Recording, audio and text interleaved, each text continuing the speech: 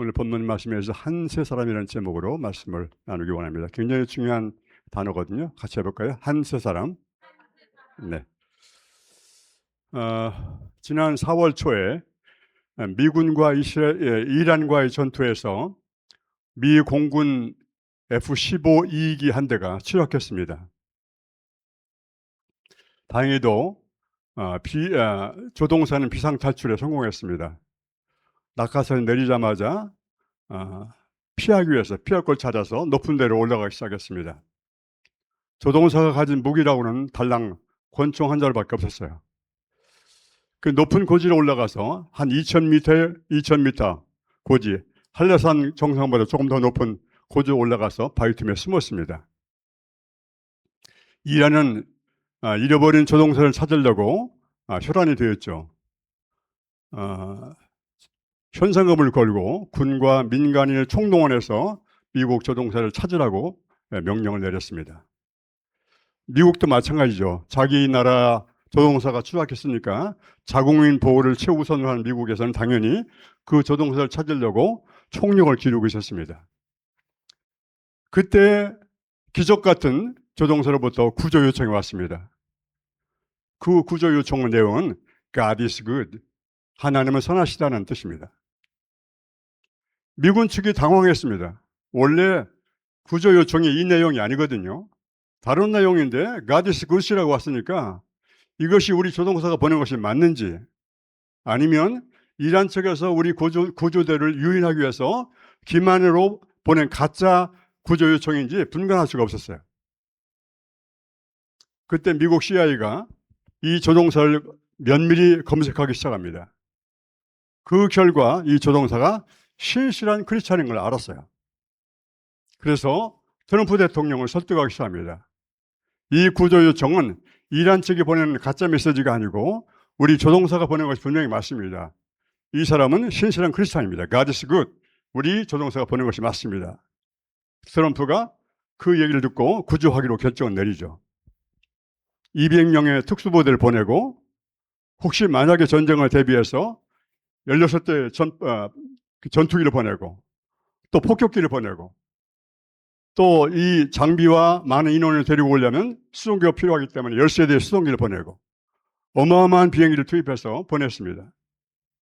기적처럼 조종사를 발견하고 이제 구조에 성공해서 수송기가 막 끌려오는 순간에 수송기 2대가 모래에 빠져서 비행기가 이륙할 수가 없게 되었습니다. 긴급하게 다른 수송기 3대를 보내서 극적으로 모든 200명의 전투부대와 또 이 조종사를 구출해서 성공을 했습니다. 문제는 이 수송기 2대입니다. 이 수송기를 그냥 놓고 가자니 이란 측에서 분명히 이 수송기에 대한 정보와 기술을 다 유출할 것이 뻔하기 때문에 이 수송기를 폭파해보려고 결정을 합니다. 그런데 이 수송기 한 대가 무려 1,500억입니다. 1,500억, 2대면 3,000억입니다. 이 3,000억을 폭파해버리고 조종사를 구출해낸 것입니다.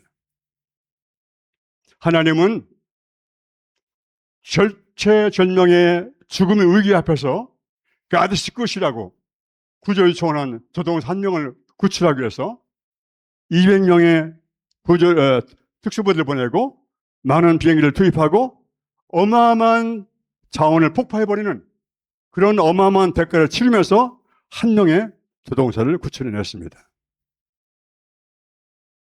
하나님은 저 여러분, 우리 한 사람 한 사람을 구원하시기 위해, 우리 한 사람 한 사람을 구원하시려고 하나님이 하나밖에 없는 독생자 예수를 십자가 못 박는 어마어마한 대가를 치르시고 우리를 죄의 사망에서 구원해 내셨습니다. 할렐루야.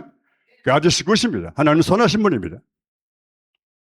하나님은 지금도 잃어버린 한 영혼을 찾고 계십니다. 어떤 대가를 치르더라도 그 잃어버린 한 영혼을 찾기 위해서 하나님 지금도 찾고 계십니다. 예수께서 비유로 말씀하시죠. 잃어버린 한 영혼을 찾을 때 99마리를 두고 한 마리를 찾을 때 어깨에 메고 춤을 추면서 기뻐하신다는 그 비유로 말씀하신 것처럼 하나님은 지금도 세계 열방에 잃어버린 영혼을 찾기 위해서 지금도 주님은 계속해서 찾고 계십니다. 하나님이 세상을 이처럼 사랑하사 독생자를 주셨으니 이는 저를 믿는 자마다 멸망치 않고 영생을 얻게 하려 하십니다. 하나님이 세상을 이처럼 사랑하십니다. 세상이라는 것은 이 지구촌 모든 영혼들입니다. 하나님 지구촌인 모든 영혼들 한 사람만 한 사람을 찾으려고 독생자 예수를 십자가 못 박는 엄청난 대가를 치르셨습니다. 우리는 다시 한번 십자가의 의미를 생각해 봐야 됩니다. 십자가는 수직적인 면과 수평적인 면이 합쳐서 십자가가 되는 것이잖아요. 하나님과 우리 사이는 정말 당신의 형상으로 만든 인간들이었습니다. 모든 것들을 우리에게 의탁하시고 내가 왕이지만 내가 세상을 창조한 만왕의 왕이지만 우리 인간에게 세상을 통치하도록 위임하셨습니다. 그런데 우리 인간이 아담과 하와가 죄를 범하면서 우리 통치권을 빼앗겨버리고 하나님과 우리 사이에 죄로 말미암아서 원수가 되어버린 것입니다. 우리 인간을 미워하는 것이 아니라 하나님 죄를 미워하시기 때문에 죄 때문에 하나님과 인간 사이에 원수가 되어버렸습니다. 그 인간을 구원하시려고 하나님 아들 예수가 이 땅에 오셔서 십자가에서 우리 죄를 다 짊어지시고 소멸하심으로 우리 죄를 용서하시고 아버지의 화목한 관계로 회복해 나가셨습니다. 아멘. 이것이 수직적인 관계입니다. 나 같은 죄인 구원하시려고 주님이 아버지와 우리 사이에 중보자가 되어서 십자가를 죽으시고 우리를 아버지와 화목케 하신 이 수직의 관계가 십자가의 첫 번째 의미입니다. 그러나 주님은 또한 이 지구촌에 있는 모든 세상의 영혼들이 그리스도 예수 안에서 하나가 되길 원하시는 것입니다. 다 예수 믿고 구원받기를 원하시고 유대인과 이방인이 하나 되기를 원하십니다. 이것이 수평적인 십자가의 의미입니다. 십자가는 나와 하나님과의 관계에 중요하지만 또 이웃과의 관계에서 세계 열방을 구원하기를 원하시는 아버지의 뜻입니다. 아버지의 뜻은 우리 개인의 구원을 뛰어넘어서 세계의 모든 열방의 그리스도 예수 안에서 하나가 되는 것이 아버지의 뜻입니다. 유대인과 이방인이 하나가 되는 것이 아버지의 뜻입니다. 하나님은 온 세상을 구원하시려고 아브라함을 부르셨잖아요. 창세기 12장에서 아브라함을 부르셨습니다. 내가 너로 큰 민족을 이루겠다 말씀하시고 가나안 땅을 주겠다고 말씀하시고 너로 말미암아서 세계 모든 민족의 복을 받을 것이다. 그 아브라함의 혈통을 통해 예수가 이 땅에 오시기 때문에 그 예수를 통해서 세계 모든 열방이 구원을 받게 하시는 것. 이것이 하나님 나라잖아요. 이것이 복음의 핵심입니다. 복음은 개인적인 구원을 뛰어넘어서 세계 열방을 구원하는 하나님 나라. 이것이 하나님 나라의 복음이겠지. 하나님은 세계 모든 열방이 주님의 통치 아래 들어오기를 원하신 것입니다. 이것이 하나님 나라입니다. 하나님 나라는 장소적인 개념이 아니라 통치의 개념입니다. 그분이 우리를 창조하신 창조주이기 때문에 창조할 때부터 우리는 그분의 통치 아래 들어가는 것이 하나님 나라인데요. 지금 우리가 인간의 죄 때문에 하나님 통치 안에 들어가지 않잖아요. 하나님을 거역하고 하나님을 대적하는 이런 세상 속에서 하나님은 예수님을 통해서 모든 영혼이 그 주님 앞에 무릎 꿇길 원합니다. 하늘에 있는 것이나 땅에 있는 것이나 땅 아래에 있는 것이나 모든 이름이 예수의 무릎 앞에 무릎 꿇는 것. 이것이 하나님 나라의 주님의 뜻입니다. 모든 영혼이 세계의 모든 영혼이 아프리카이든 아시아이든 백인이든 상관없이 모든 지구촌 영혼이 예수 안에서 하나가 되어서 그분의 통치 아래 들어가는 것. 이것이 하나님 나라입니다. 예수께서 주기도문에게 우리에게 이렇게 말씀하시잖아요.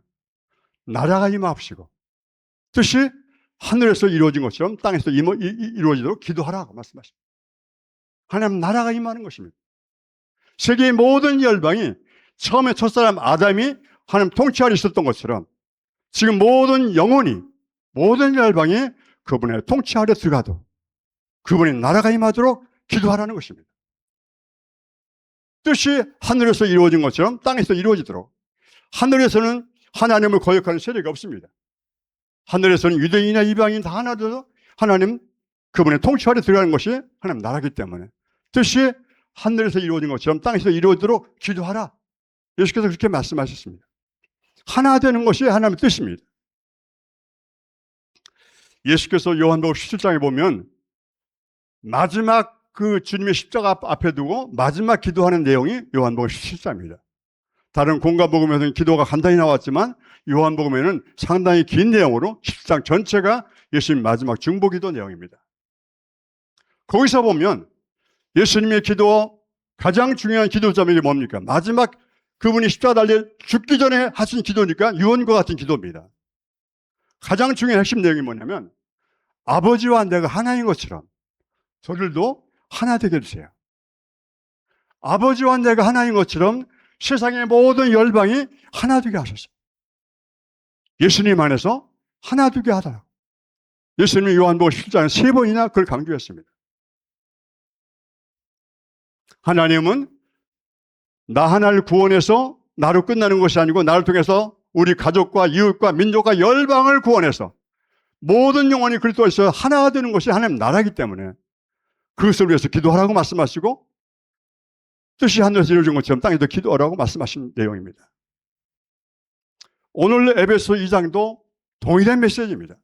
다시 한번 보면 2장 14절에 그는 우리의 화평이신지라 둘로 하나를 만드사 원수된 곳 곧 중간에 막힌 담을 자기 육체로 호시고 법조문으로 된 계명의 율법을 폐하셨으니 이는 이 둘로 자기 안에서 그리스도 예수 안에서 한 세 사람을 지어 화평케 하시는 것. 이것이 주의 뜻이라고 말씀하십니다. 에베소는 이미 알고 있는 대로 교회론입니다.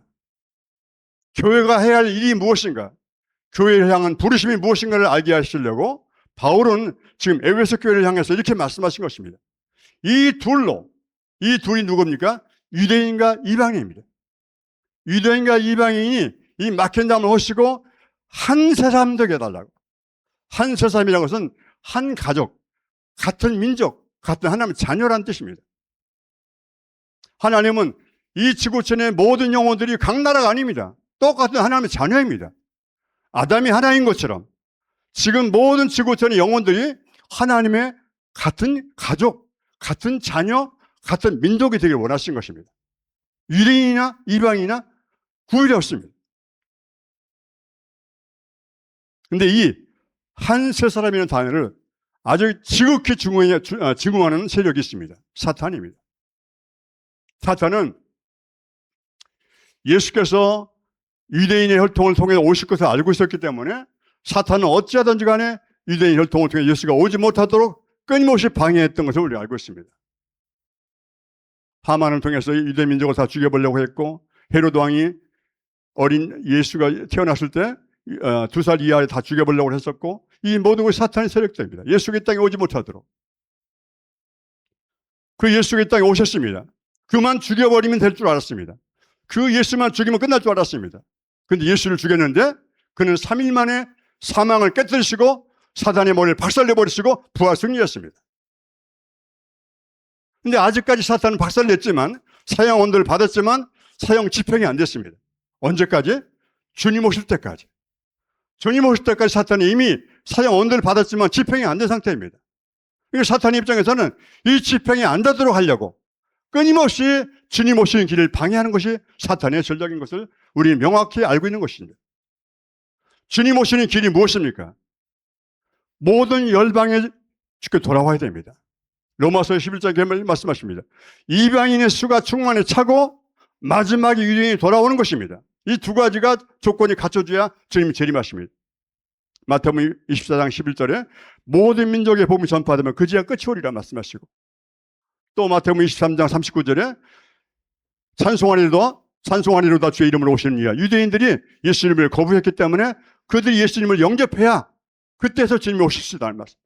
모든 이방인과 유대인이 다 돌아와서 하나가 돼야 주님이 돌아올 수 있기 때문에 사탄은 어쩌든지 간에 이 하나 되지 못하도록. 왜? 하나 되는 그 순간에 자기는 영원한 멸망에 들어갈 수밖에 없기 때문에 사탄은 끊임없이 이것을 회방하려고 하는 것은 자명한 사실입니다. 계시록 20장 2절과 3절 한번 보실까요? 요한계시록 같이 읽겠습니다. 시작. 용을 잡으니 곧 옛 뱀이요 마귀요 사탄이라 잡아서 1000년 동안 결박하여 어디에? 무저갱에 던져 넣어 잠그고 그 위에 인동하여 천년이 차도록 다시는 만국을 미혹하지 못하게 했는데 그 후에 반드시 잠깐 놓이리라. 영원한 무저갱이 바로 사탄이 들어갈 지옥입니다. 영원한 불과 유황이 타는 영원한 지옥벌입니다. 이 지옥은 우리를 위해서 만든 것이 아니고 원래 하나님을 반역했던 사탄을 위해서 만들어진 것이 지옥입니다. 영원한 무정에 사탄은 자기가 들어갈 것을 알고 있습니다. 언제? 주님 오실 그날에. 이방의 수가 충만히 세고 유대인이 돌아서 한 사람이 될 때 자기는 이제 영원한 무정에 들어갈 것을 사탄이 알고 있기 때문에 어찌하든지 간에 한 세 사람이라는 단어를 사탄은 지극히 싫어합니다. 그래서 이제까지 역사적으로 보면 하나님이 아브라함을 택하셨잖아요. 아브라함을 택해서 그 씨로 말미암아서 모든 열방이 구원받게 하시려고 하는 것이 아브라함의 부르신 목적이었잖아요. 유대인과 모든 열방을 구원하시려고 아브라함을 부르셨단 말입니다. 그런데 이스라엘 민족이 이 우리를 통해서 세계 열방을 구원하시는 아버지 목적을 잃어버리고 우리만이 선민이야. 우리만이 착한 백성이고 이방인들은 다 개같은 민족이야 라고 선민의식에 빠져서 제사장의 나라로 세계 열방을 구원할 사명을 잊어버렸습니다. 사탄의 전략이었습니다. 그래서 복음이 이제 이방 땅에 전해졌습니다. 지난주 한 2주 전에 말씀드렸습니다. 복음이 이방 땅에 전파해서 로마가 기독교를 국교로 선포했습니다. 그러면 예수께서 로마서 11장에 감람나무의 비유를 통해서 말씀하셨어요. 이스라엘 민족들이 원 감람나무고 그 가지에서 뿌리가 일부 꺾여서 이방인이 거기 접붙임 받아 되었다고 했습니다. 우리 이방인이기 때문에 우리가 이방인이 접붙임 받았습니다. 근데 너희가 뿌리를 보존한 것이 아니고 뿌리가 너희를 보존한 것이다. 아브라함의 그 혈통을 통해서 왔던 그 유대인의 뿌리가 우리를 보존한 것이지 우리가 유대인을 보존한 것이 아니라는 것입니다. 근데 기독교가 유대인의 뿌리를 다 잘라버렸습니다. 로마가 기독교의 뿌리를 다 잘라버렸습니다. 그리고 말하기를 너희는 예수를 죽여버린 죄인들이야. 너희는 죽여야 마땅해. 라고 기독교가 유대인들을 잡아 죽이기 시작했고요. 회당에서 다 가둬놓고 불질러버리는 어마어마한 죄를 졌고요. 1517년 마틴 루터가 종교로 개혁을 했지만 그것만은 마틴 루터도 버리지 못했습니다. 여전히 유대인들을 개취급해버리고요. 그 사상을 받은 히틀러가 유대인 600만을 죽여버리는. 그래서 유대인과 이방이 하나가 되어야 할 텐데 서로 원수가 되어버렸습니다. 어마어마한 원수가 되어버렸습니다. 우리가 이번에 지금 이스라엘 로르단 가지만 이스라엘은 기독교를 아주 어마어마하게 싫어합니다. 그들은 아직까지 예수를 믿지 않고 기독교를 아주 증오합니다. 이런 사회가 되었습니다. 하나가 되어야 할 텐데 하나가 되도록 기도하라고 하는데 교회는 여전히 유대인들을 증오하고 있고요. 지금 세계의 모든 전쟁이 바로 그 싸움입니다. 이스라엘과 이란의 전쟁이 무엇입니까? 이란은 이스라엘을 쓸어버리는 것이 이란의 존재의 목적이라고 이란이 선포했습니다.